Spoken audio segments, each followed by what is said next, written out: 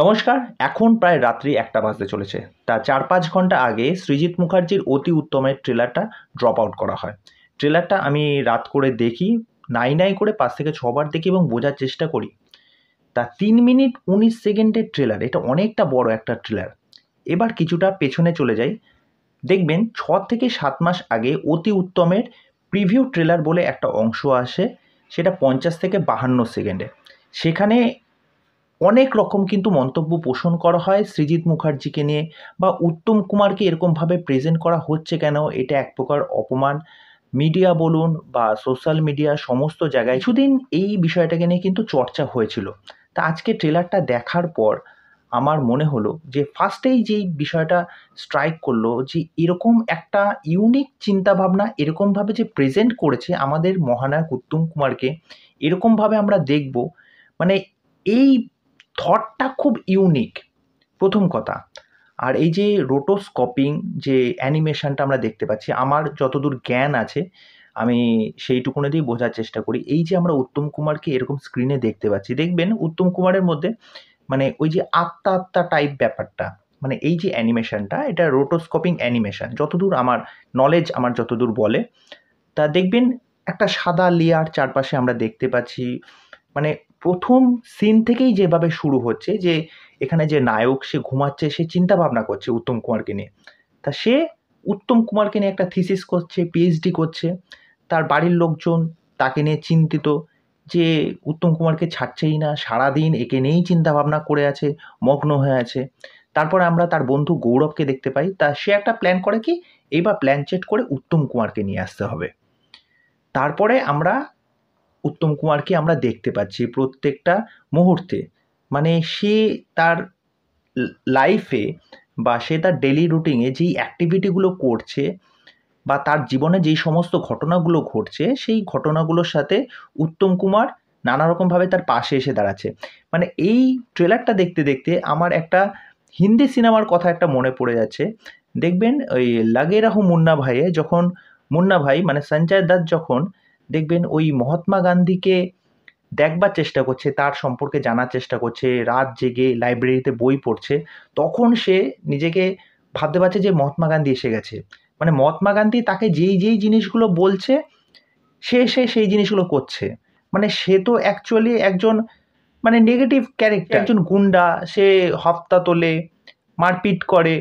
তা সে যখন দেখলো যে একজন গান্ধীজি তার সাপোর্টে রয়েছে, তাকে সাহায্য করছে নানা রকম কাজে, সে তার মতো কাজগুলো করে যায়। অনেকটা সেই জিনিসটা কিন্তু এখানে পাচ্ছি বিষয়টা এই ট্রেলারটা দেখে।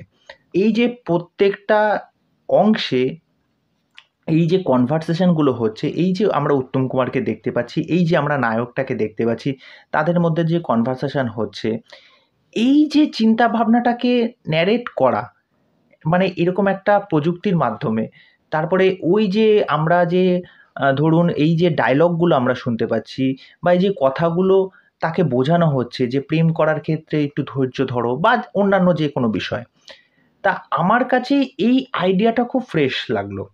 মানে এরকম কাজ কিন্তু হয়নি, বা এরকম চিন্তাভাবনাও কিন্তু আসতে পারে, সেটা নিয়েও কেউ ভাবনা করেনি। তা এইটা নিয়ে কিন্তু দর্শকের মধ্যে একটা মিক্সড প্রতিক্রিয়া থাকতেই পারে। একেকজনের তো একেকজন মতামত থাকতেই পারে। এবার কেউ এটাকে নিয়ে বলবে যে এটা উত্তম কুমারকে অপমান করা হচ্ছে। আমার তো মনে হয় না এটা কোনো রকম অপমান।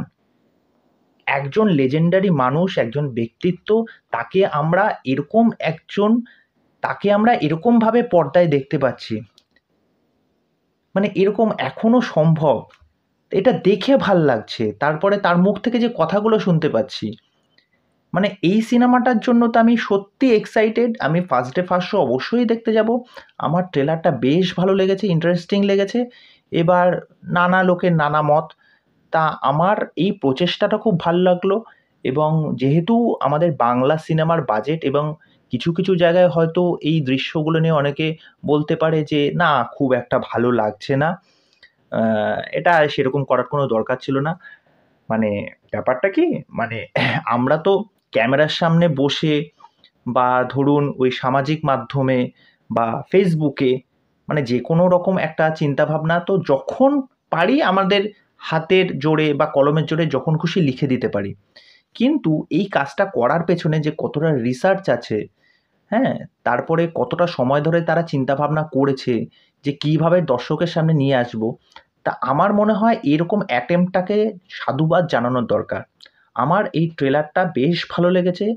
আর আমি মনে করি যে এই কাজটা কিন্তু যখন বেরোবে, যেই সব মানুষরা এইটাকে নিয়ে মানে একটু নেগেটিভ মাইন্ড রয়েছেন বা নেগেটিভ কথা বলছেন, তারাও কিন্তু তখন কিন্তু পাল্টি খেয়ে যাবেন এবং পজিটিভ কথা বলবেন।